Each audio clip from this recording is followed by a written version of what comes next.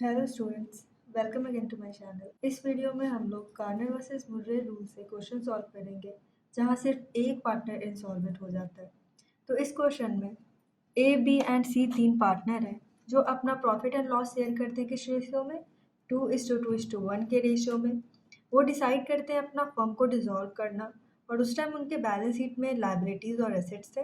तो लाइबिलिटीज़ में क्रेडिटर्स 13,000 के थे, रिजर्व 10,000 के, प्रॉफिट एंड लॉस अकाउंट उनके पास था 5,000 का, ए का कैपिटल 20,000 था और बी का कैपिटल यहाँ पे 10,000 था। एसेट साइड्स में उनके पास कैश 4,500 के थे, स्टॉक 12,300 के, सन्ड्री डेटर्स 15,600 के, फर्नीचर 4,200, प्लांट एंड मशीनरी 16,000 के और सी का कैपिटल कितना था 5,400 का। यहाँ पे सी का कैपिटल क्या है, डेबिट बैलेंस है, सेम लोग ध्यान रखेंगे। फिर जो एसेट रियलाइज हुए हैं उसमें स्टॉक स्टॉक कितने का था 12,300 का, उसे कितने में रियलाइज किया गया यहाँ पे 11,400 में।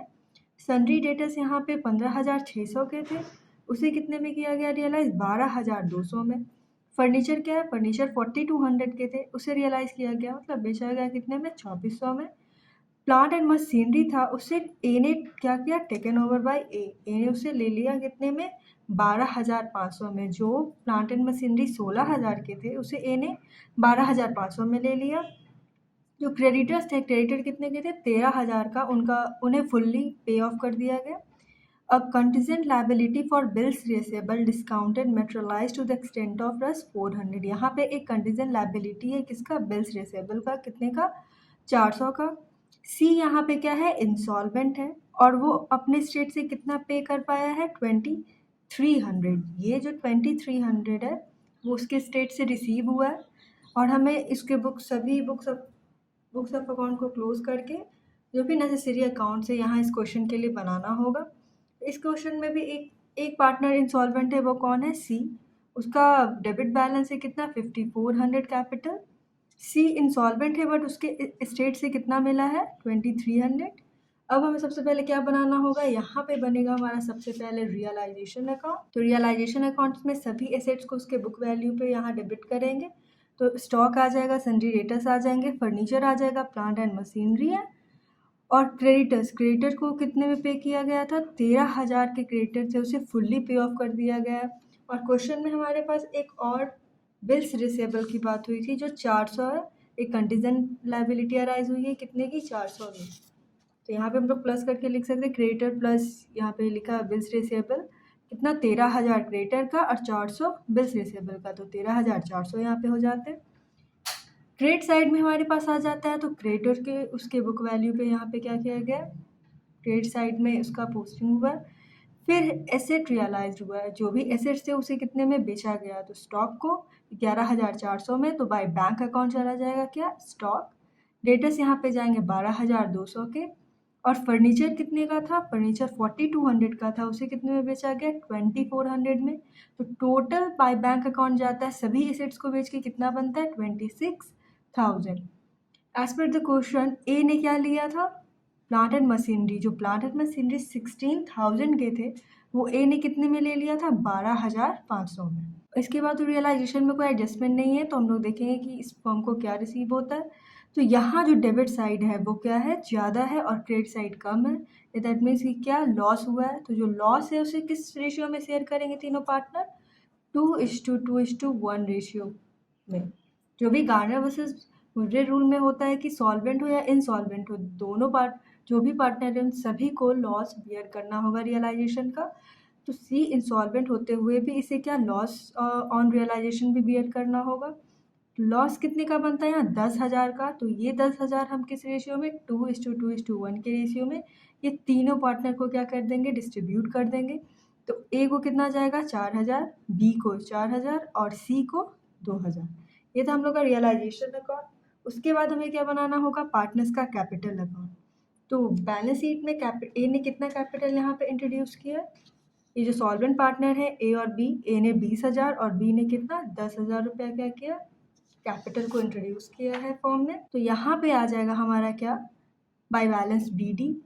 ए क्या ए के साथ ए का कितना है 20,000 है, बी का कितना है 10,000 है और सी का यहाँ पे बैलेंस क्या है, कैपिटल का डेबिट बैलेंस है। तो यहाँ पे हम लोग डेबिट करेंगे क्या, टू बैलेंस बी डी।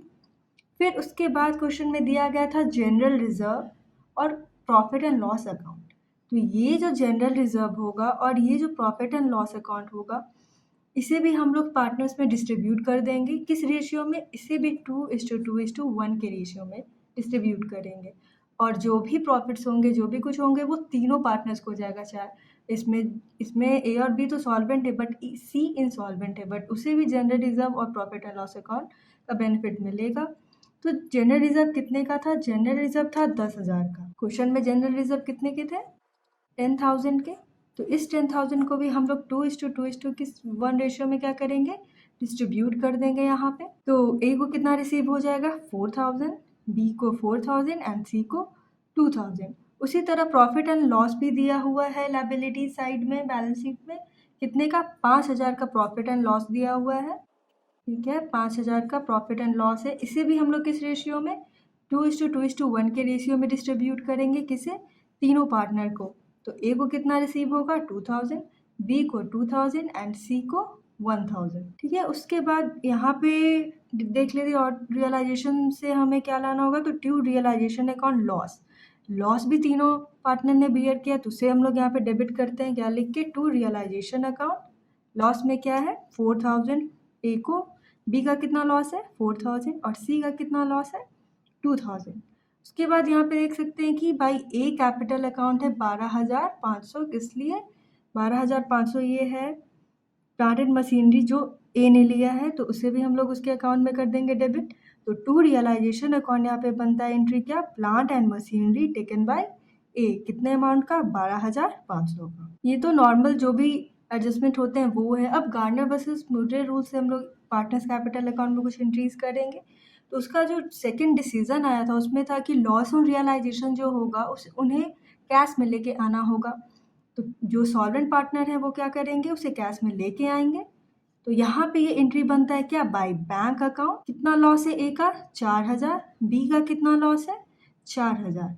यहाँ पे सी में हमने 2,300 लिखा है, क्यों, क्योंकि सी तो इंसॉल्वेंट है बट उसके स्टेट से हमें कितना अमाउंट रिसीव होता है, 2,300 रुपया रिसीव होता है। तो वो उसी के बैंक अकाउंट में भी चला जाएगा क्या, बाय बैंक अकाउंट। सी से कितना हमें मिला 2,300 रुपया। ठीक है, उसके बाद हम लोग देखेंगे डिफिशियंसी, देखना होगा कि सी की क्या इंसॉल्वेंट है और उसका क्या डिफिशियंसी बनता है।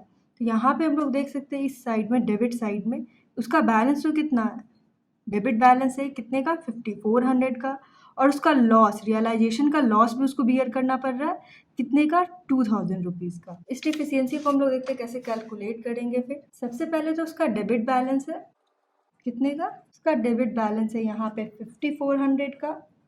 फिर उसे लॉस भी बियर करना पड़ रहा है कितने का 2,000 का। टोटल वो इनकैपेबल है कितना पे करने के लिए, टोटल वो इनकैपेबल है पे करने के लिए 7,400।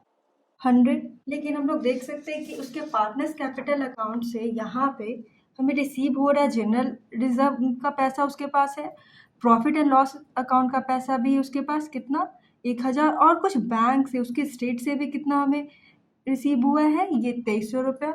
तो ये तीनों अमाउंट तो उसे रिसीव हो गया जिससे उसके कुछ डेफिशिएंसी को मीट किया जा सकता है। तो जनरल रिजर्व से कितना आ रहा है, जनरल रिजर्व से उसके के अकाउंट से हमारे पास 2,000 आ रहा है। प्रॉफिट एंड लॉस अकाउंट से कितना आ रहा है, इसका पूरा डिफिशियंसी बनता है 7,400 और general reserve, profit and loss और बैंक अकाउंट से सिर्फ 5,300 ही रिसीव हो पाता है। इसका डिफिशियंसी अभी भी रिक्वायरमेंट कितना है 2,100 का, जो वो कहीं से नहीं दे पाता है। तो इस डिफिशियंसी को कौन शेयर करेंगे, ए और बी, ये दोनों जो सॉल्वेंट पार्टनर हैं वो। इसके लिए हमें क्या निकालना होगा, लास्ट एग्रीड कैपिटल रेशियो बनाना होगा। तो सबसे पहले क्या होगा, कैपिटल हम लोग यहाँ पे लेंगे, ए का कैपिटल कितना है 20,000, बी का 10,000, उसमें ऐड करना होगा क्या हमें रिजर्व, इसका एडिशन होता है लास्ट एग्रीड कैपिटल निकालने के लिए किसका, रिजर्व का, प्रॉफिट एंड लॉस का। अगर कोई एक्यूमुलेटेड लॉस भी दिया रहा था तो उसे क्या करते, लेस करते। तो रिजर्व ए का कितना बनता था 4,000, बी का 2,000, प्रॉफिट एंड लॉस में ए का कितना बनता था 2,000, बी का 2,000। टोटल यहाँ पे हम करें तो आता है 26,000 और बी का कितना आता है 14,000।